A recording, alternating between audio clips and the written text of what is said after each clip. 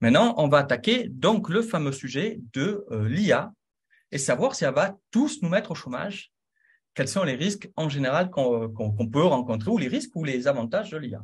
Avant d'en venir au cas plus précis de la rédaction web, on ne va pas forcément attaquer directement par la rédaction web parce que je pense qu'il y en a aussi qui ont d'autres activités et qui pensent que justement ça peut mettre en danger d'autres activités aussi. Il y en a parmi vous qui créent des sites web, etc. Donc, savoir ce qu'il en est en tout et ce qu'il en a été, petite rétrospective à travers le temps de savoir si la technologie et comment la technologie, justement, on doit l'accepter ou pas l'accepter et est-ce que ça détruit justement le boulot des gens. Et ça, on pourrait remonter loin, hein, on pourrait très bien remonter à l'imprimerie et les scribes qui sont retrouvés avec peu de boulot, mais sans aller chercher si loin, euh, on peut parler de l'exemple de la photographie. Alors pourquoi je pense que c'est important de remonter si loin? Parce que on peut avoir du mal à se projeter dans la situation actuelle parce que on a trop d'inconnus. Et donc tout ce qu'on a, c'est la peur de ce qui va nous remplacer, de ce qu'il va y avoir, en se disant que justement, forcément, comme on va le voir, c'est difficile de projeter avec les notions qu'on a aujourd'hui sur l'avenir. Si on prend justement donc au milieu du 19e siècle, quand il est arrivé la photographie, que ça s'est popularisé, ça faisait vraiment grincer des dents dans le milieu de l'art. Il y avait vraiment des gros mouvements qui se sont créés en disant qui voulaient l'interdire, qui ne comprenaient pas qu'on puisse accepter ça, qui estimaient après tout qu'avec l'appui sur un bouton, ça remplaçait des heures de travail. C'est-à-dire que les portraitistes, par exemple, avaient beaucoup de boulot et estimer que maintenant, les gens ils pouvaient avoir un portrait juste pratiquement à l'appui sur un bouton, puisqu'il fallait quand même poser pendant un moment à l'époque, il fallait développer, etc. Mais c'était devenu très simple et c'était un petit peu comme de la triche. C'était vraiment estimé à l'époque que c'était de la triche. Il y a un historien qui s'appelle donc Hans Rosenbaum, qui s'est intéressé à la question, à l'impact de la photographie sur les peintres néerlandais, puisque lui est néerlandais, au 19e siècle. Et il a trouvé donc un seul rapport indiquant qu'un artiste a été remplacé lorsque la photographie a commencé à être utilisée. En général, bon, cet artiste-là, il avait écrit qu'il s'était retrouvé vraiment à la limite de la pauvreté en raison de son mariage, qui a été béni par une ribambelle d'enfants. Et deuxième raison pour laquelle il s'est retrouvé pauvre, c'est à cause de la photographie. Mais en général, il a trouvé, donc cet historien, beaucoup de rapports qui suggéraient qu'au contraire, la photographie avait amené un renouveau artistique au fur et à mesure que la photographie prenait de l'ampleur. Et que malgré pourtant que la photographie était installée, il y a eu un regain d'intérêt vers donc le début du XXe siècle, au début 1900.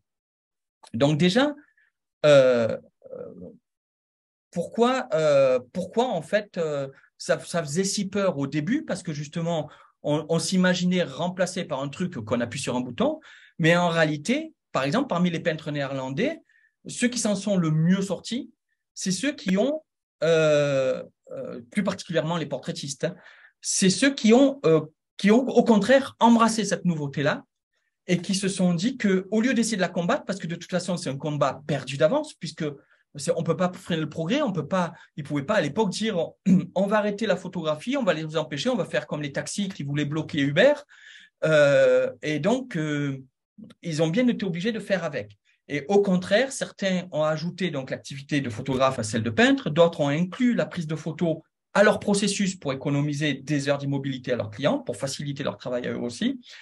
Et la photographie, ça a aussi apporté des avantages, comme par exemple la possibilité de vendre des tirages et aussi de conserver une copie de l'œuvre qu'ils pouvaient garder exposée même après avoir vendu cette copie à quelqu'un. Donc, il y avait même en 1855 un auteur anonyme qui avait fait valoir que justement les prédictions selon lesquelles la photographie serait la mort de l'art seraient fausses. Comme aujourd'hui, certains s'élèvent en disant mais non, mais l'IA, ça va juste mener à changer sa façon d'être un artiste et non pas remplacer l'artiste lui-même. Donc, mais la question, elle reste quand même de savoir si la même chose sera vraie pour les illustrations, par exemple, générées par l'IA, qui est plus un problème aujourd'hui que le texte généré par l'IA, comme on va le voir, bien que l'illustration aujourd'hui générée par IA subira, je pense, les mêmes contraintes que ce qu'on va voir pour les textes générés par l'IA. Donc, il faut voir aussi que ça va plus loin donc qu'un changement majeur. l'arrivée de la photographie, ça a permis vraiment une grosse évolution de l'art. C'est pas juste les portraitistes qui se sont dit on va, on va adopter la photo. C'est que la photo, évidemment, tout le monde le sait, a eu un impact sur l'évolution de l'art. Ça a contribué à l'apparition de nouveaux courants artistiques. Hein. Je crois que normalement, j'avais fait une slide sur ça aussi. Tant pis.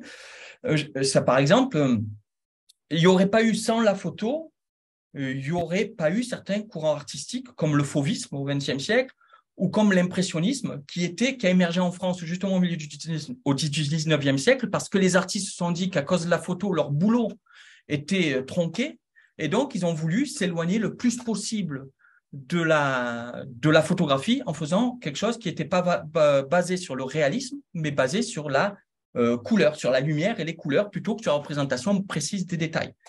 Donc voilà, ça devait être tout le contraire des photographies en noir et blanc de l'époque. Donc ça a permis aussi, donc pareil, le fauvisme, donc au début du XXe siècle, c'est l'utilisation expressive des couleurs et la simplification des formes, l'opposé de ce que permettait la photo. Tous ces mouvements ont été influencés évidemment par d'autres facteurs, mais la photographie faisait partie aussi. Et puis donc, comme je le dis ensuite, il y a quelque chose qui n'existerait pas sans l'invention de la photographie, ben, c'est le cinéma en fait. Puisque la photographie, ça a joué un rôle crucial dans l'émergence et le développement du cinéma. Les premières expériences de cinéma, les Frères Lumière, c'est bizarre, j'ai des slides qui sont partis, il faut croire, parce que j'avais préparé des slides sur ça aussi. Ok, mais c'est pas grave. Mais si on regarde les Frères Lumière, les premières expériences de cinéma, c'était en mettant plusieurs photographies à la suite et de les projeter, projeter des images animées grâce à la photographie. Donc, le cinéma, c'est quand même devenu un médium de divertissement populaire des années donc 1900. Ça a connu un développement rapide au cours du XXe siècle. Ça a créé de nombreux emplois dans le domaine de la production, de la distribution, de l'exploitation des films. Et ça apporte aujourd'hui 1,1 million d'emplois selon l'Organisation internationale du travail. Donc, en parlant que dans le secteur cinématographique dans le monde entier. Et ça a permis là aussi l'expression d'autres expressions artistiques, ça a eu un impact considérable sur l'art, sur l'industrie créative, etc., de nouvelles opportunités. Donc, ça continue à évoluer et on ne pourrait pas, par exemple, justement, imaginer un monde sans informatique aujourd'hui. Et là aussi, l'informatique a joué un rôle important dans le cinéma et dans le développement. Ça, par exemple, moi, quand j'étais plus jeune, donc dans les années 80, ouais, déjà, quand j'étais passionné par l'Amiga. Je ne sais pas qui connaît l'Amiga parmi vous, pas grand monde, j'imagine. J'étais amoureux d'un logiciel d'infographie qui s'appelait Deluxe Paint. Et à l'époque, moi, j'étais passionné par ça et j'adorais dessiner dessus de magnifiques images en 32 couleurs, de 320 x 200, c'était le maximum de résolution à l'époque. Et j'étais fasciné par ça. Et ma mère me disait que je ne dessinais pas parce que c'était un ordinateur. Donc, pour elle, je trichais. Ce n'est pas moi qui dessinais, malgré que c'était compliqué avec la souris de faire des créations un petit peu complexes avec 320 x 200. Pour elle, je trichais. C'était l'ordinateur et beaucoup ont vu d'ailleurs l'ordinateur dans plein de domaines comme quelque chose qui allait tuer l'art, qui allait tuer l'emploi, qui allait tuer tout. Par exemple, pour ma mère, donc, je pouvais faire CTRL-Z, donc je trichais. Je pouvais faire un dégradé en cliquant sur un bouton, donc je trichais. Donc, c'était plus moi qui étais un créateur. Et c'était pareil, d'ailleurs, quand il y a eu les animations en images de synthèse, quand Pixar, etc. sont devenus en force, pour beaucoup, ce n'était pas artistique parce que, justement, il n'y avait pas les petites mains qui dessinaient les images intermédiaires, donc ce n'était plus du dessin, c'était l'ordinateur qui créait, ce n'était plus les gens. Alors qu'on sait bien qu'il y a une expression artistique derrière et qu'on doit quand même créer donc tout ça. Avec l'informatique, beaucoup de métiers donc sont vus supplantés. On peut en voir quelques-uns, on peut se dire que justement, il y a beaucoup de métiers qui ont été remplacés. La saisie de données, par exemple, quand je dis la saisie de données, c'est qu'avant, on saisissait les données à la main et tout ce qui était saisie de données, beaucoup ont été automatisés, ont été effectués avec des logiciels ou par des logiciels, ce qui a réduit la demande pour les personnes travaillant dans ce domaine. La gestion de documents qui était à la main, ben voilà, on ne stocke plus, on ne trie plus des dossiers à la main. Les opérateurs de téléphone qui se souviennent des opérateurs de téléphone, avec justement tout ce qui est téléphonie numérique, il n'y a plus d'opérateurs de téléphone. Les caissiers, il y a toujours des caissiers, mais il y en a beaucoup moins parce que tout ce qui est technologie de traitement et de paiement, avec la monnaie électronique, ça a réduit énormément le nombre de caissiers dans les magasins. C'est pareil pour ceux qui développaient des photos, tout ce qui est photographe de studio. C'est pareil pour… Avant, il y avait un opérateur de calculatrice. C'est-à-dire qu'avant, il y avait que leur métier, c'était de faire des calculs. Donc, tout ça, c'est pareil pour plein de choses. Voilà, livreur de journaux, il n'y a plus beaucoup de journaux. Cartographe, c'est fait à l'ordinateur. Télégraphiste, n'en parlons pas, etc., etc. Donc, on pourrait se dire qu'il y a eu beaucoup de métiers qui ont été détruits, mais pourtant, c'est passé pratiquement inaperçu parce que à côté, il y a aussi beaucoup de métiers qui ont été créés grâce à l'informatique. Okay. Et le principal, bien sûr, rédacteur web, c'est le principal des métiers, tout le monde le sait. Mais voilà, on n'existerait pas aujourd'hui, nous-mêmes, Famille Nomade Digitale, sans l'arrivée de l'informatique, sans l'arrivée d'Internet, tout ce qui est possible aujourd'hui serait impossible. Et donc, on voit bien que ça a développé beaucoup de métiers. On ne va pas rentrer dans le détail parce qu'il y en a des tonnes, mais il y a beaucoup de métiers qui sont nés avec l'informatique. Et tout ça, ça se fait dans un monde en continuelle progression. Alors, ce n'est pas pour faire spécialement une leçon d'histoire que je fais ça. C'est parce qu'il faut arriver à se projeter avec les problématiques qu'on a eues à une époque pour arriver à comprendre les problématiques qu'on a maintenant. Et qu'aujourd'hui, on peut avoir tendance à faire un rejet total en se disant on n'a pas les données de demain. Donc voilà, tout ça, ça se fait donc dans un monde en continuelle progression, avec des désirs qui changent, qui voudraient être téléopératrices aujourd'hui. Et bien sûr que tout n'est pas rose, il n'y a pas que du beau, il n'y a pas que du magique sur Internet, etc. Mais ça a permis de vivre dans un monde, voilà, de vivre ce qu'on vit aujourd'hui et que jamais, quand Internet est arrivé en 92 en France, on n'aurait pu imaginer. C'est vraiment sur ça qu'il faut se mettre. L'idée qu'on ne peut pas imaginer ce que sera demain. Vous avez tous fait pratiquement l'exercice sur l'intelligence artificielle, le fameux article sur l'intelligence artificielle. Il n'a jamais été autant d'actualité qu'aujourd'hui. Et beaucoup d'entre vous, par exemple, ont trouvé cette source qui explique que l'Institut pour le futur et Dell ont fait une étude qui disait que 85% des emplois de 2030 n'existent même pas encore. OK ? Donc, il faut vraiment se dire que il y a beaucoup de choses qu'on ne peut absolument pas visualiser et qui sont en train de se passer, des choses qu'on ne peut même pas imaginer, par exemple des métiers comme éthicien ou psy-designer, ou par exemple quand Elon Musk veut nous mettre justement des broches dans la tête pour augmenter l'humain, pour qu'il soit plus fort qu'une machine, et qui dit que ça sera au point avant 2030, et au point pour tout le monde avant 2030, ça semble fou, je ne sais pas si c'est vrai, mais voilà, on a des difficultés à imaginer tout ça. Donc voilà, il faut vraiment ne pas se désespérer. En plus, on va le voir aussi, il y a beaucoup de limites à l'intelligence artificielle, même s'il y a de moins en moins.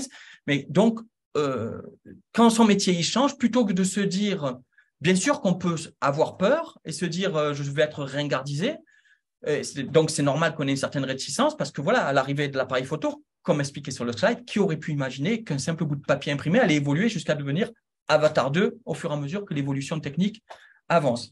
Et c'est un peu ce qui nous attend et qui fait quelque part un petit peu peur parce qu'on se dit, oui, mais ça va tellement vite, qu'est-ce qu'il en sera demain? On n'a pas 10 milliards de choix, même si justement on peut se dire que, voilà, demain, au contraire, ça va peut-être pouvoir être magique, l'intelligence artificielle. On peut très bien être optimiste. Par exemple, je ne sais pas ceux d'entre vous qui ont entendu parler d'AlphaFold. AlphaFold, c'est une intelligence artificielle qui serait peut-être en mesure rapidement de soigner toutes les maladies qui existent. Parce qu'elle est capable d'assembler toutes les protéines existantes et d'en prévoir l'effet. Utilisant la même stratégie, la même technologie un petit peu qu'AlphaFold, il y a une intelligence artificielle qui est capable d'assembler toutes les possibilités de particules, d'atomes, etc. et d'imaginer de nouvelles matières qu'on n'aurait jamais pu inventer. Donc peut-être que dans quelques années, on est vraiment à la limite d'une révolution. On peut s'attendre à une révolution qui est plus importante encore que la révolution industrielle, où on pourrait arriver à, si on veut être un peu positif, parce qu'on peut très bien en faire le pire aussi, mais arriver à avoir de très belles choses pour l'humanité aussi. Si demain, l'intelligence artificielle aide à résoudre le problème de fusion nucléaire, on pourrait très bien régler tous les problèmes qui sont liés justement, par exemple, au réchauffement climatique beaucoup plus rapidement que ce qu'on le pensait et même obtenir pratiquement l'énergie infinie. Donc voilà, on ne peut pas prévoir ce que sera demain. On peut très bien être alarmiste, comme on peut très bien être positif. Et même si c'est que de la science-fiction aujourd'hui, comme pour les portraitistes du milieu du 19e siècle, qui ne pouvaient pas imaginer qu'Avatar 2 existerait aujourd'hui, face à tous ces nouveaux outils, on a 4 choix en fait. On n'en a pas 150. On peut tenter de les rejeter en bloc et dire que c'est la faute d'eux. Il y en a marre de ces gens qui développent des intelligences artificielles, même si on peut le penser, même si on peut avoir vraiment raison et qu'on ait peur. On peut avoir raison hein, quand on est artiste, par exemple, et infographiste, et qu'on n'a pas un niveau super élevé et qu'on se dit pas forcément qu'on voit ce qui se passe, on peut très bien se dire c'est pourriture. Ils pensent pas au mal qu'ils vont faire à mon travail dès demain. Donc, on peut soit ça, se dire je rejette tout en bloc, mais ça n'empêchera jamais le reste du monde d'avancer. Et donc, on va rester sur place et se dire c'est leur faute, c'est des méchants. Ça amènera pas grand-chose. On peut soit, sinon, se diriger vers autre chose de très différent hein, pour nous démarquer totalement de notre expression artistique, un peu comme l'ont fait justement les artistes peintres avec justement l'impressionnisme, etc. On peut cibler d'être parmi les meilleurs, par exemple, les meilleurs infographistes, les meilleurs artistes. On peut sortir toutes les intelligences artificielles qu'ils veulent. C'est eux qui inventent, c'est eux qui créent et on voudra leur signature. Donc, c'est pareil quand on est un très bon rédacteur web. Même si l'intelligence artificielle, elle était à côté de nous, elle pourrait jamais, on va le voir de toute façon, elle n'est pas capable de faire beaucoup de choses. Mais même, voilà, on peut cibler tout simplement d'être parmi les meilleurs, d'être bon et donc d'être irremplaçable, comme les portraitistes de renommée internationale, ils n'avaient aucun problème pour remplir leur carnet de commandes, même à n'importe quel moment de leur vie. Et puis, on peut aussi essayer de comprendre l'outil et de l'exploiter d'une manière ou d'une autre pour diversifier son travail, pour le faciliter son travail, pour améliorer son travail, ce qui n'est pas incompatible hein, avec le fait d'être parmi les meilleurs. Hein. C'est pas parce qu'on est moins bon qu'on va utiliser des outils. Mais justement, on peut avoir l'intelligence de toujours s'adapter, de toujours, au lieu de se refermer sur nous-mêmes et se dire « c'est n'importe quoi, je ne veux pas y toucher, c'est le diable », essayer de comprendre quelles en sont les limites et comment on peut utiliser les outils. Donc, plus particulièrement, hein, j'espère que vous n'avez pas trop saoulé avec ce petit retour en arrière qui permet un petit peu, j'espère, de situer comment on pouvait être au niveau psychologique à l'époque et donc qui explique qu'on est dans cette situation un peu de stress parce que je ressens quand même pas mal de stress de la part des gens, des artistes, etc. Surtout que c'est allé très, très, très vite, l'intelligence artificielle, très vite. Et ça va aller encore très vite cette année, donc il faut quand même être prêt. Mais donc voilà, quelle est la situation en tant que rédacteur web? Prenons les choses dans l'ordre. On va voir quelle est la qualité rédactionnelle du contenu qui est fait, par exemple, aujourd'hui par ChatGPT. Alors, ChatGPT, on va le dire en français. ChatGPT, donc, qui a testé, alors je ne sais pas ce que je vois à la caméra, mais qui parmi vous a déjà testé ChatGPT? Voilà, qui je peux voir? Monique, tu as testé? Non? Oui? Stéphanie? Arnaud, déjà testé? Non? Sébastien? Non? Alors, je vais montrer un petit peu ce qu'est ChatGPT, qui peut être une machine impressionnante à voir, même si même le patron d'OpenAI, donc le créateur de ChatGPT, a publié un tweet il y a quelques jours disant qu'en réalité, c'est très limité, mais c'est pas une raison pour ignorer ce que ça fait parce que la prochaine génération de GPT, donc ça c'est GPT-3, GPT-4 arrive d'ici le deuxième trimestre et sera 300 à 500 fois plus puissant. Donc, on peut s'attendre à des gros bouleversements aussi au niveau des capacités de ces intelligences artificielles. Donc, ChatGPT, donc, ceux qui l'ont testé au niveau qualité rédactionnelle, on va voir rapidement que c'est pleine répétition, que c'est assez creux, que c'est sans âme, ok? Alors, comme je le souligne sur le slide, c'est certain, ça va encore s'améliorer. Et certains craignent, donc ça remplace l'humain, mais vraiment, l'intelligence artificielle elle-même vous le dira toujours, ça ne fait preuve d'aucune créativité, ça ne fait preuve d'aucune pensée critique et ça ne fait preuve d'aucune empathie. Et ça, c'est vraiment important. Depuis le début dans la méthode Oméga, qu'est-ce que je vous apprends? Je vous apprends à utiliser l'émotion. Je vous apprends à utiliser vos capacités de démontrer des choses, d'être créatif, etc. Et ça sera jamais capable de pousser vraiment les choses. Et de toute façon, sans l'humain, ça sera incapable d'évoluer.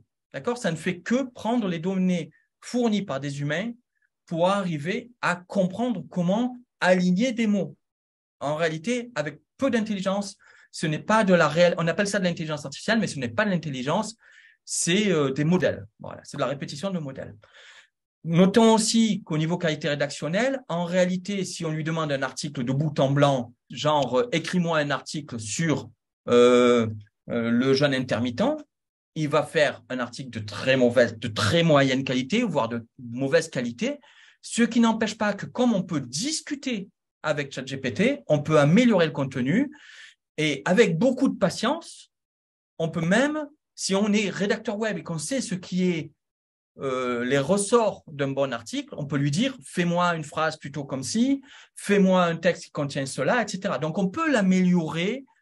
Ça peut être un contenu un peu plus intéressant, mais honnêtement, c'est plus rapide d'avoir testé. Au bout du compte, plus unique et de meilleure qualité, de l'écrire soi-même. Et c'est surtout moins hasardeux, ce qui ne veut pas dire que l'outil n'est pas utile pour un rédacteur web. On y reviendra. Mais, encore une fois, il faut voir les deux côtés. C'est pas très bon au niveau rédactionnel, ça s'améliorera certainement, mais on peut aussi essayer de faire quelque chose d'un peu mieux. Voyons des exemples de discussion avec l'intelligence artificielle, des tests avec les exercices que vous avez dans la méthode Omega. OK?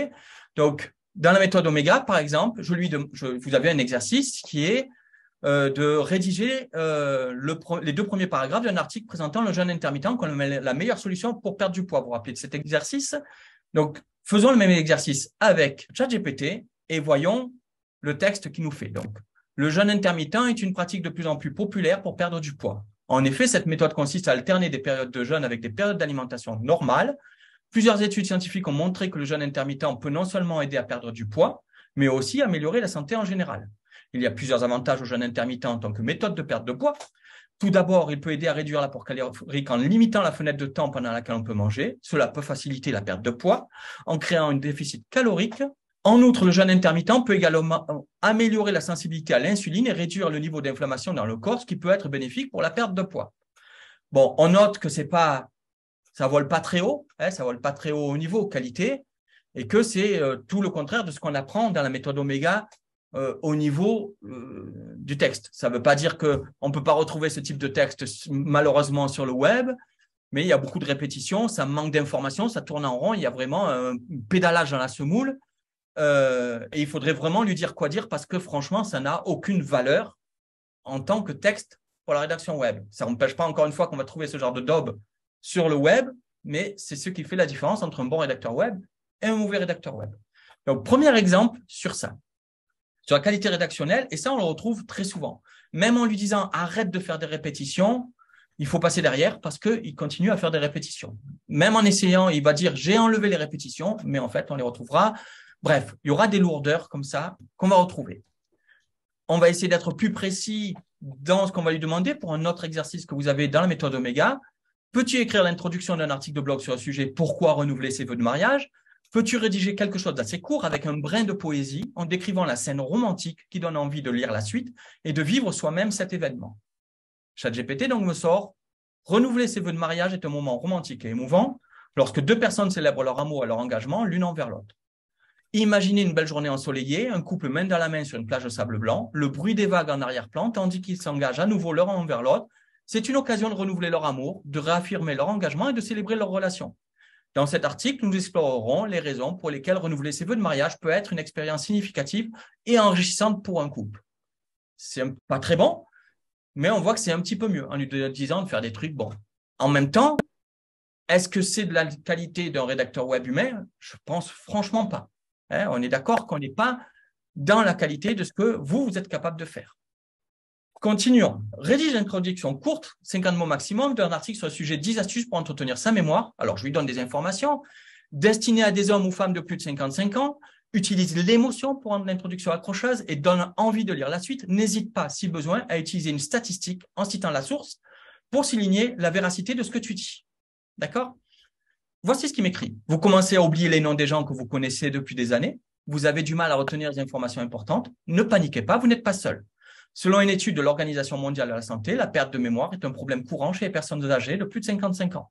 Heureusement, il existe des astuces simples pour entretenir votre mémoire et rester en forme mentalement. Dans cet article, nous vous proposons 10 astuces pour entretenir votre mémoire et rester en forme mentale. Alors, notez qu'il a essayé d'utiliser l'émotion. On peut juger de la qualité ou pas.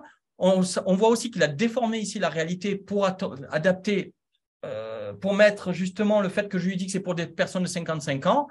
En fait, l'étude de l'OMS était pour les personnes de plus de 60 ans. Donc, en fait, il a déformé la réalité pour l'adapter à mon prompt. Et le prompt, c'est la question qu'on pose, c'est la phrase que l'on demande à l'intelligence artificielle. Et voilà ce qu'il m'a écrit. Bon, encore une fois, ça n'apporte pas des informations très précises. Comment je peux le forcer à apporter des informations plus précises? Je peux carrément lui dire, suite à ce qu'il vient de m'écrire, que si je vais copier, là, j'ai carrément copié d'un article du Figaro, d'accord? J'ai mis ce morceau d'article du Figaro, et je lui dis, peux-tu corriger ton introduction en tenant compte de ces informations, mais sans faire du copier-coller? Et donc là, si je lui ai donné des informations précises, il peut m'écrire quelque chose avec des informations plus précises. Et là, donc, il va me prendre les informations que j'ai dites et les réécrire à sa façon. Donc, vous remarquez que vous oubliez des détails de conversation récentes ou que vous avez du mal à retenir de nouvelles informations. Vous n'êtes pas seul. Selon une étude de l'INSERM, de l'University College London, les capacités cognitives de l'homme commencent à décliner dès l'âge de 45 ans. Cette étude, publiée dans le British Medical Journal, a suivi 7390 Britanniques âgés de 45 à 70 ans pendant 10 ans et a révélé que le déclin cognitif s'accélère avec l'âge. Heureusement, il existe des astuces simples et étonnantes pour entretenir votre mémoire et rester en forme mentalement. Dans cet article, nous vous révélerons 10 astuces pour entretenir votre mémoire et rester en forme mentale, dont une qui vous surprendra certainement. Ne manquez pas ces conseils précieux. Là, on voit que si on lui demande de faire de la réécriture, il est un peu meilleur. Il va prendre ce qu'on lui a dit et le tourner différemment. C'est un peu mieux. Mais en fait, on a fait le travail d'écriture et on lui demande de la réécriture. Donc, ça peut être un outil quelque part dangereux pour ceux qui font que de la réécriture. Enfin, un concurrent qui peut être dangereux pour ceux qui font de la réécriture, puisqu'après, voilà, ça n'empêche pas, encore une fois, de l'utiliser et de passer derrière et d'améliorer pour faire ça un peu plus humain, un peu mieux écrit, éviter les clichés dans ce qui est écrit.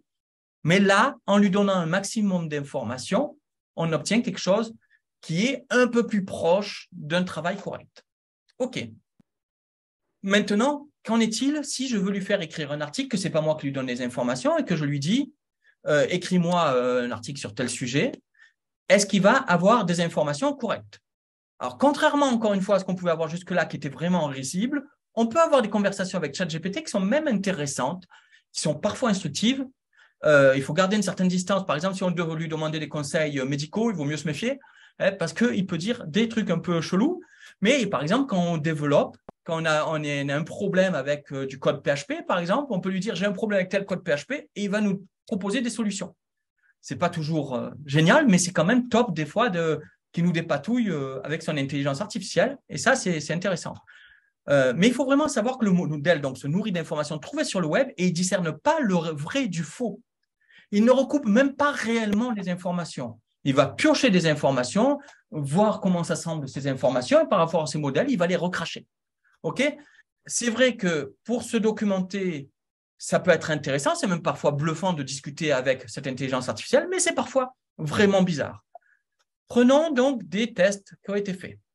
Voici un exemple de conversation avec ChatGPT. Bonjour, peux-tu écrire l'introduction d'un article sur 10 choses à faire à Plovdiv? L'introduction doit donner envie de visiter la ville, intriguer le lecteur sur ce qu'il va découvrir. Bon, un début bateau, hein, on ne va pas s'attarder sur l'introduction qu'est bateau, mais bon, on va à la suite. Je lui dis, d'accord, commençons par la première chose à faire, visiter la vieille ville. Donc Plovdiv, la vieille ville, très connue. Peux-tu faire un texte détaillé sur le sujet en intégrant des anecdotes historiques? On voit que je lui donne des consignes précises, hein, des lieux emblématiques et leur histoire, comme le musée ethnographique, l'église Sveta Marina et d'autres. Essaye de faire ça en nous transportant, comme si on réalisait le parcours qui mène aux différents lieux. Décris cela avec des détails cocasses, des informations surprenantes, en décrivant le trajet sous un beau soleil, la route pavée de vieilles pierres. Voilà, attention à mettre de bonnes chaussures. Donc, je lui donne plein d'informations pour essayer de faire ça. On ne va pas tout lire ce qui en ressort, on va juste lire quelques petits morceaux. Donc, il est facilement accessible en prenant les escaliers qui mènent jusqu'en haut de la colline ou en empruntant l'un des 2 ascenseurs qui y mènent. Une fois arrivé en haut, vous serez immédiatement transporté, blablabla. Il me dit les lieux que je lui ai cités. Le trajet jusqu'à la vieille ville est lui-même une expérience en soi. Suivez les escaliers ou prenez l'un des ascenseurs pour profiter d'une vue imprenable sur la ville et ses alentours. Si vous avez de la chance, vous pouvez même profiter d'un beau soleil qui donne blablabla. Il a essayé de reprendre mes informations, ce qui est assez intéressant. Mais voici ce que je lui réponds. De quels ascenseurs parles-tu et quels escaliers qui mènent en haut de la colline? Parce qu'il n'y a pas à Plovdiv d'ascenseur qui mène à la vieille ville. Il n'y a pas d'escalier qui mène en haut de la colline de la vieille ville. Ça n'existe pas. Il insiste, je lui dis de quels ascenseurs parles-tu? Je vous parle des 2 ascenseurs qui permettent d'accéder à la vieille ville de Plovdiv qui se trouve sur une colline. Les 2 ascenseurs sont situés dans le quartier de Kapana, au pied de la colline. Ils permettent aux visiteurs de monter jusqu'en haut de la colline sans avoir à emprunter les escaliers. Si vous préférez une promenade, vous pouvez également suivre les escaliers qui mènent jusqu'en haut de la colline. Il y a plusieurs escaliers qui y mènent, répartis dans différents endroits de la ville. Ces escaliers sont une belle façon de découvrir la ville, de profiter de la vue sur les alentours tout en se promenant. N'oubliez pas de mettre de bonnes chaussures pour éviter de glisser sur la vieille pierre. Je lui dis donc, je ne crois pas qu'il y ait d'ascenseur qui mène à la vieille ville. On y va par une route pavée de vieille pierre. Il n'y a même pas par des escaliers, sauf en tout début. Il y a des petits escaliers qui mènent au tout début, mais voilà, on ne monte pas en haut par les escaliers. Et là, d'un coup, il se ravise et il dit, je suis désolé de vous avoir donné de mauvaises informations. Vous avez raison. Il n'y a pas d'ascenseur qui mène à la vieille ville de Plovdiv. La vieille ville se trouve en effet sur une colline et pour y accéder, il faut emprunter une route pavée de vieille pierre. On voit que si on ne connaît pas l'information et qu'on veut publier un article en se basant sur les informations qu'on a fait, les informations avec ChatGPT, ça peut être un vrai problème et que si vous, en tant que rédacteur web, vous utilisez ça pour aller chercher des informations, vous vous heurterez rapidement à des problématiques sur les informations que vous allez diffuser. Prenons un autre exemple, toujours sur Plovdiv, on va aller plus loin. Je lui dis, parle-nous d'une activité à faire à Plovdiv, la découverte des 3 statues du maître Danko Danev, celle de Milio Ludia, celle de Tsanko Lavrinov et celle d'Alexander Nikolov. Parle-nous du sculpteur, dis-nous où se trouve chacune de ces statues et raconte-nous l'histoire sous forme d'anecdotes passionnantes de ces 3 personnages. Donc, il commence à nous faire ça, il nous dit, la statue de Milio Ludia se trouve dans le parc de la Liberté au cœur de la ville. Cette statue représente un personnage emblématique de l'histoire de Plovdiv, Milio Ludia, qui a joué un rôle important dans la lutte pour l'indépendance de la Bulgarie. La statue de Tsango Lavrenov se trouve également dans le parc de la Liberté et représente un autre personnage important de l'histoire de Plovdiv. Enfin, la statue d'Alexander Nikolov se trouve dans le quartier de Bunarzik et représente un autre personnage emblématique de la ville. On ne sait pas de quoi ils sont emblématiques, mais ils sont emblématiques. Alexander Nikolov est connu pour son rôle de défenseur de la liberté et de l'historité. Donc, voilà. Et je lui dis, tu t'es trompé. La statue de Milio Ludia se trouve sur la rue du Prince Alexandre Ier, pas du tout dans le parc de la Liberté. Je ne vois pas ce que c'est ce parc de la Liberté. Et je ne crois pas que Milio a joué un rôle dans la lutte pour l'indépendance. Il y a des erreurs pour les autres statues aussi. Peux-tu revoir entièrement cette partie? Il me dit, je suis désolé pour les erreurs que j'ai commises dans ma description des statues. On refait. OK. La statue de Milio Ludia se trouve sur la rue du Prince Alexandre Ier. Il a repris l'information que je lui ai donnée dans le centre-ville de Plovdiv. Cette statue représente Milio Ludia, un personnage emblématique de l'histoire de Plovdiv, connu pour son travail de journaliste et de militant pour les droits de l'homme. Bon, pour information, Milio Ludia, c'était un simple d'esprit en fait qui draguait tout ce qui bouge, qui était emblématique du centre-ville parce que justement, il était simple d'esprit suite à une méningite, mais il était devenu un petit peu la coqueluche de la ville. Il était souvent vulgaire, voilà, et il draguait un peu tout. Et c'est tout, en fait. Il n'est pas journaliste, il n'a pas du tout joué un rôle indépendant. Et je ne sais absolument pas où il est allé chercher cette information au niveau de l'intelligence artificielle. Donc, encore une fois, si j'utilise les informations pour ça, ça serait un problème. Et on voit que c'est un problème récurrent qu'on peut avoir avec l'intelligence artificielle et qui est compliqué à résoudre, même dans tous les cas, parce que au plus les informations vont être allées chercher dans le plus de données possibles et au plus les fausses informations viendront abreuver donc l'intelligence artificielle. Donc, il faudra toujours être prudent avec les données les informations qui sont données par l'intelligence artificielle. Donc, vraiment, au niveau justesse des informations, on a quand même un souci. Encore une fois, ça n'empêche pas que c'est intéressant de discuter avec, mais il faut se dire qu'on parle avec l'oncle qui croit tout savoir, qui est au repas de fête et qui dit « je sais tout sur tout » et qui va inventer un petit peu parce qu'il a entendu une rumeur à droite à gauche. On est dans cette situation un petit peu avec ChatGPT. Aussi, ChatGPT sort des statistiques de son chapeau. Pour être convaincant, quand on lui dit de sortir un texte, il va sortir des chiffres. Par exemple, selon certaines études, environ 30% des entreprises nouvellement créées parviennent à survivre plus de 5 ans. Si on lui dit, mais où tu vas chercher ça? Il dit, je suis une intelligence artificielle, je ne peux pas vous dire exactement la source, cherchez sur Internet, etc. D'accord? Mais en fait, voilà. Et souvent, il va nous sortir des statistiques qui n'ont pas de source et qui sortent de son chapeau et qui n'ont aucune valeur. Par exemple, si on cherche pour cette information-là, si on prend les informations en France, puisque je lui ai demandé pour la France, ça serait 61% des entreprises. S'il a pris des statistiques US, ça serait 50%. Du coup, c'est une base de travail, mais il faut vérifier toujours les données sorties par une intelligence artificielle. Je précise aussi que je parle de ChatGPT. Certains d'entre vous ont aussi connaissent Jasper. J'ai testé Jasper, c'est une horreur sans nom. Les textes qui me sortent, alors oui, pour quelques petites accroches, quelques messages pour des emails, quelques petits messages pour des réseaux sociaux, je veux bien, même si c'est toujours des trucs très bateaux, quoi. Mais quand c'est des posts, des blog posts, des articles de blog, c'est vraiment ridicule. J'ai trouvé que c'était vraiment ridicule les données. Il faut savoir que Jasper, donc c'est un service payant qu'utilise pourtant OpenAI, va traduire en anglais avec DeepL notre prompt, notre demande, va la pré-remplir avec des données en anglais que lui, il a imaginé serait bien par rapport à notre demande, traduire avec DeepL, puis avoir un résultat en anglais qui va faire retraduire après avec DeepL. Donc, en fait, au bout du compte, ça perd tout son sens et c'est une catastrophe. J'ai aussi essayé Writer, c'est un résultat plutôt mauvais. Donc, voilà, au niveau des intelligences artificielles, je parle surtout de ChatGPT parce que c'est le seul qui est un petit peu convaincant. Donc là, on a vu qu'au niveau qualité rédactionnelle, on est quand même très moyen, ok, on est très loin du niveau d'un bon rédacteur web, mais on est au niveau d'un mauvais rédacteur web, on va dire, pour certains trucs, et encore un mauvais rédacteur web qui ne corrige pas ses répétitions, tout ça, il faudrait quand même passer derrière. Au niveau qualité du contenu, enfin justesse du contenu, on a quand même des soucis. Est-ce que donc c'est un avantage pour le SEO? Parce que ça, c'est quand même quelque chose que je retrouve sur des groupes, etc. Des gens qui se disent génial, je fais rédiger tous mes articles à ChatGPT, je vais monter en flèche, je vais avoir plein d'articles sur mon blog, etc. Même si c'est moyen, ben c'est pas grave, ça sera pour Google. Ok, est-ce que ça permet de se positionner dans les résultats de Google? On va voir ça. Donc déjà, il y a eu il y a quelques temps, il y a quelques petits mois, une conférence qui a été organisée par SE Ranking avec Olivier Dufez, qui est un des meilleurs spécialistes français pour le SEO, et qui parlait justement, qui a abordé le cas de l'intelligence artificielle. Donc les avantages, trouver des idées de contenu et des mots-clés, ça c'est un avantage. Donc rédiger des nouveaux contenus, on va y revenir un petit peu plus loin. Traduire des contenus, ChatGPT traduit très bien par contre. D'écrire des images, attribuer alt et légende, et choisir les meilleurs moments pour publier sur les réseaux sociaux. Ça, c'est des atouts de l'IA en SEO. Et après, il aborde les limites et les risques de l'IA. Donc déjà, véracité des informations, stéréotypes, propos polémiques, on l'a vu avec la justesse des informations qui n'est pas forcément de la partie. On ne progresse pas dans l'article et ça, c'est vraiment quelque chose que tout le monde constate et qui est j'allais dire, un peu dommage, qui est tant mieux pour nous. Mais c'est vrai qu'on a vraiment l'impression de tourner en rond dans un article rédigé par l'IA.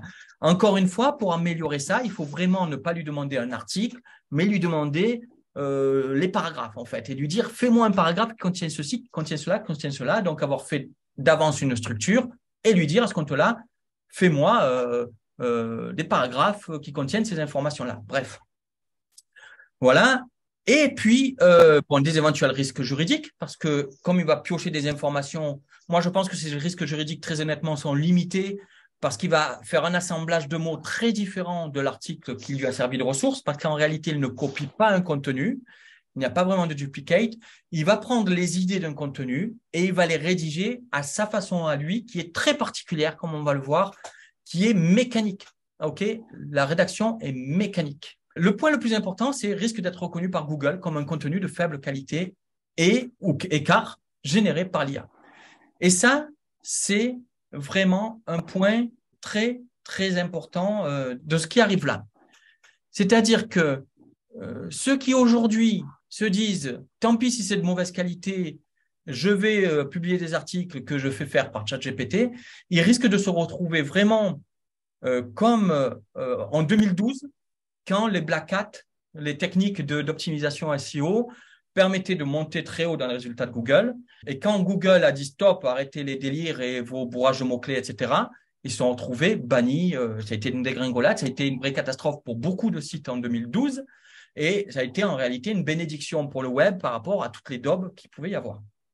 Et en fait, c'est certain, absolument certain, que le problème aura lieu et très rapidement avec l'intelligence artificielle. Donc, utiliser d'ailleurs, il y a une agence, les agences de rédaction web préviennent de ne pas utiliser sur tout ça parce que justement, ce sera très dangereux. Et d'ailleurs, ça l'est d'ores et déjà. On peut très bien faire aujourd'hui, dès maintenant, le test. OK? En langue anglaise, Google détecte en réalité déjà le contenu généré par GPT-3. On peut en faire directement l'expérience. Voici donc le fameux ChatGPT, pour ceux qui ne connaissent pas. Et qui veut donner un sujet d'article qu'on va faire écrire en anglais? mettre le micro pour donner une idée d'article. Qu'est-ce que tu veux exactement, Patrice? Qu'est-ce que Un tu sujet veux? d'article, vas-y, dis-moi. Ah ben, écoute, l'avenir de la rédaction avec l'IA. Alors, please. Alors, notez que je dis bonjour, je dis s'il vous plaît, etc. Ça, il faut le faire, c'est important parce que si demain, il domine le monde, il vaut mieux être dans ces petits papiers. Hein. Donc, can you write a 500 word article about the future of the web editor? J'aurais pu lui écrire, noter que je peux lui demander d'écrire un article en anglais en lui demandant en français. Hein. Mais allez. OK. Donc, voici l'intelligence artificielle qui nous fait son petit article. On va se rendre pendant ce temps sur Hugging Face et sur un détecteur d'intelligence artificielle. À noter que Hugging Face, quand on regarde donc les principaux intervenants sur Hugging Face, on voit rapidement Google. OK? Google utilise Hugging Face. Et d'ailleurs, on va le voir tout de suite. Si donc on va voir notre article, hein. Allez, finis-le. Il a décidé de bloquer. Ah, super. OK, il a planté. Alors, on prend notre article, CTRL-C et CTRL-V. Predicting. T'attends. Voyez le résultat? Est-ce que vous voyez ce résultat fake à 99,98%? C'est quand même bizarre. Et pourtant, en fait, c'est parce qu'il y a vraiment un côté mécanique à l'écriture web par une intelligence artificielle. Il y a un côté mécanique et il y a une logique dans l'assemblage des mots. Donc, il y a une logique dans l'algorithme. Et donc, un autre algorithme peut détecter un texte rédigé par une intelligence artificielle. Donc, il y a un système d'algorithmes qui détecte donc quand c'est du contenu généré par une intelligence artificielle, mais que ça ne s'arrête pas là. Google, forcément, veut faire la chasse aux textes générés par des IA. Non seulement pour éviter les contenus de faible qualité, comme l'a souligné justement Olivier Dufez, mais surtout parce que s'il y avait trop de contenus générés par l'intelligence artificielle et qui étaient donc classés par Google, en fait, comme l'exemple que je dis, comme dirait Syndrome des indestructibles, si tout le monde était super, plus personne ne le serait. En fait, c'est pareil, si tout était généré par des intelligences artificielles, l'intelligence artificielle deviendrait de plus en plus stupide, puisqu'elle se référerait, elle tournerait en boucle, et de plus en plus en boucle, pour ne se référer qu'à de l'intelligence artificielle qui se répète, et donc ça n'aurait plus aucun sens. Et c'est pour ça d'ailleurs que non seulement Google veut détecter, d'ailleurs aujourd'hui, hein, il faut savoir que, par exemple, aux États-Unis, c'est déjà pas classé le contenu rédigé par des intelligences artificielles. Les marketeurs américains ont trouvé une astuce pour contourner ça. C'est-à-dire que ce qu'ils font, c'est qu'ils utilisent après des rewriters, des outils qui vont remplacer les mots par leurs synonymes. Mais déjà que c'est de faible qualité rédigé par intelligence artificielle, si on fait avec du rewriter derrière qui va réécrire en mettant des synonymes au hasard, eh bien, ça donne vraiment du contenu un peu vraiment pourri. Et ça laisse quand même une trace mécanique, c'est-à-dire que même ce procédé-là pourra finir par être détecté puisque c'est un procédé mécanique logique et donc un algorithme mécanique et logique. Si on utilise une logique, eh bien une autre logique pourra détecter celle-ci. Donc c'est de courte durée et c'est de mettre des emplettes sur des jambes de bois pour essayer de gagner aujourd'hui, d'être positionné parce qu'il est reconnu que le texte de l'intelligence artificielle ne se positionne pas. D'ailleurs, j'ai même vu des gens qui ont essayé de faire ça à fond sur l'intelligence artificielle en français. Pourtant, en français, c'est pas encore reconnu par Google et qui disent c'est bizarre, je n'arrive à positionner aucun article généré par une intelligence artificielle. On dirait, il avait mis comme commentaire, on dirait que Google a déjà piégé le truc. Donc, ça va aller très vite aussi pour détecter ça. Et puis, le patron de ChatGPT, donc OpenAI, a annoncé que le texte généré par l'IA sera très prochainement tagué pour être détecté comme généré par l'IA. Forcément, c'est pour s'éviter des retours de bâton, genre la tricherie pour les examens, etc. Donc, ça puisse être détecté que ce n'est pas les élèves qui l'ont fait, mais une intelligence artificielle. Mais aussi, justement, parce qu'il sait très bien qu'il ne pourrait plus évoluer, l'intelligence artificielle ne pouvait plus évoluer si elle se basait sur elle-même. Donc, ça permettra à l'intelligence artificielle de ne pas aller chercher comme source sur le web d'autres textes générés par l'intelligence artificielle et donc de ne pas tourner en boucle et devenir de plus en plus stupide. Donc, en fait, il est très important pour l'intelligence artificielle, pour le développement de leur intelligence artificielle, de ne pas prendre la place sur l'humain. Parce que sinon, elle s'autodétruirait, en fait. Je ne sais pas si c'est clair, mais elle s'autodétruit parce que, justement, elle n'a plus de ressources à aller crawler, elle n'a plus de ressources pour se nourrir, puisqu'elle se nourrirait d'elle-même et donc de contenu qui tournerait en boucle. Donc, du coup, il y aura toujours besoin des rédacteurs web pour créer du contenu en ligne. Déjà, en tant que rédacteur web, je pense qu'on peut s'en réjouir et je pense que je dis ça vraiment en toute objectivité et après avoir beaucoup recherché, si justement l'intelligence artificielle devrait prendre la place, eh bien voilà, on se mettrait à fond dans ces outils-là et on ferait avec. C'est pas me voiler la face à me dire oui, mais tu dis ça parce que tu es rédacteur web ou parce que justement tu formes en rédaction web.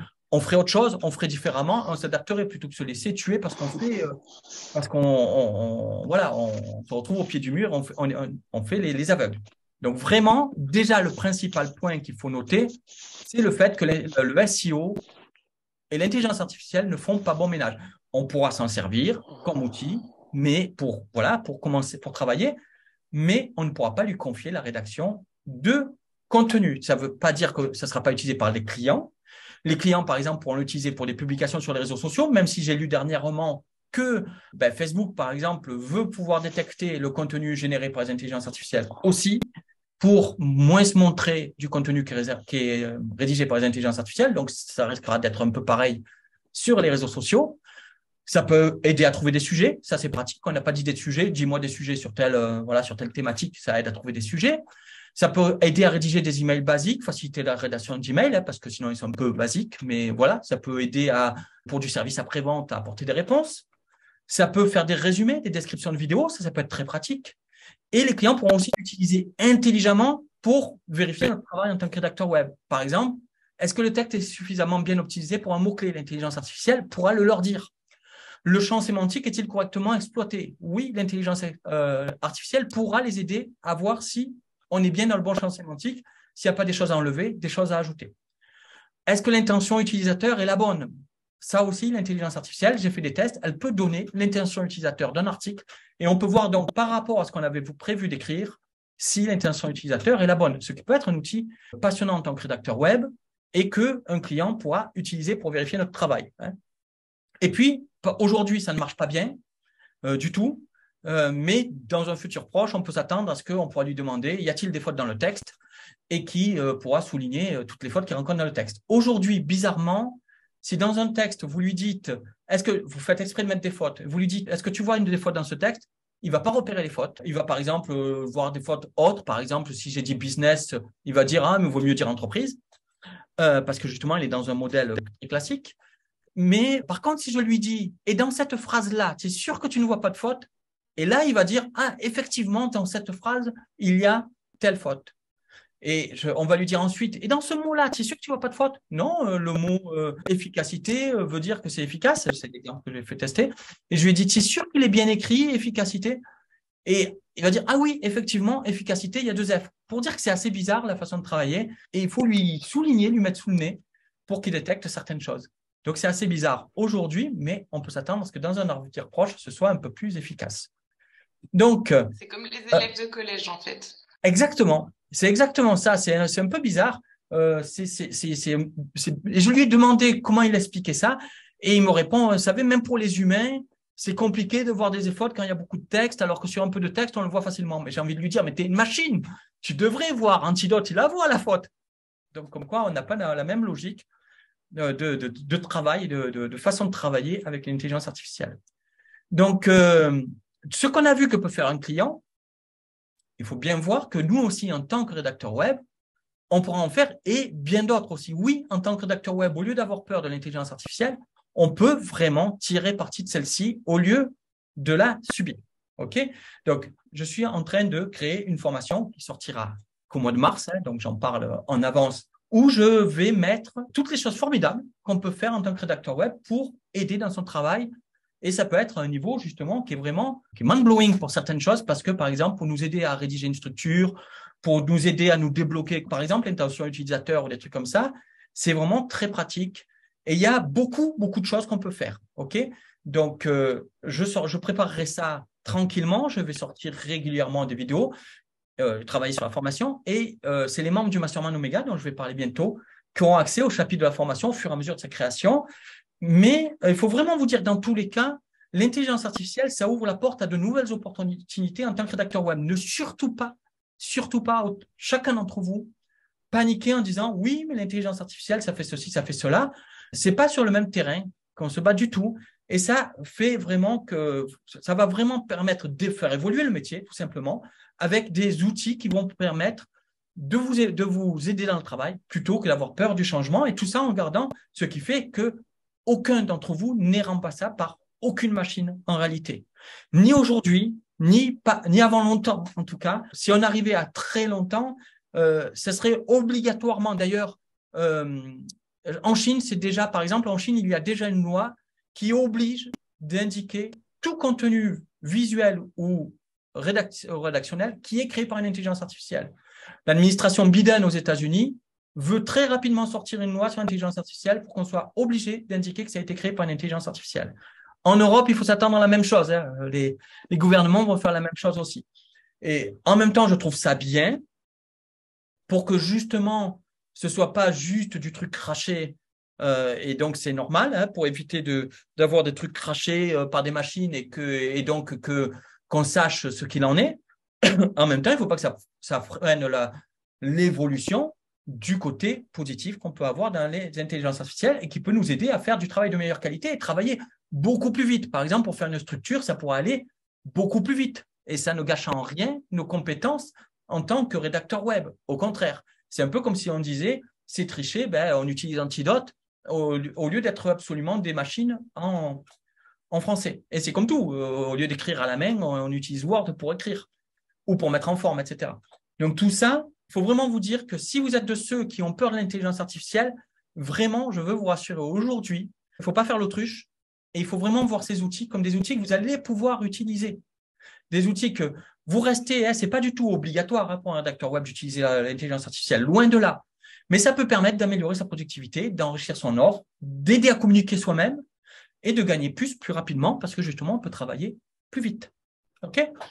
Donc ça, j'espère que c'est clair pour tout le monde, qu'il ne faut pas en avoir peur et que ça permet au contraire de travailler avec.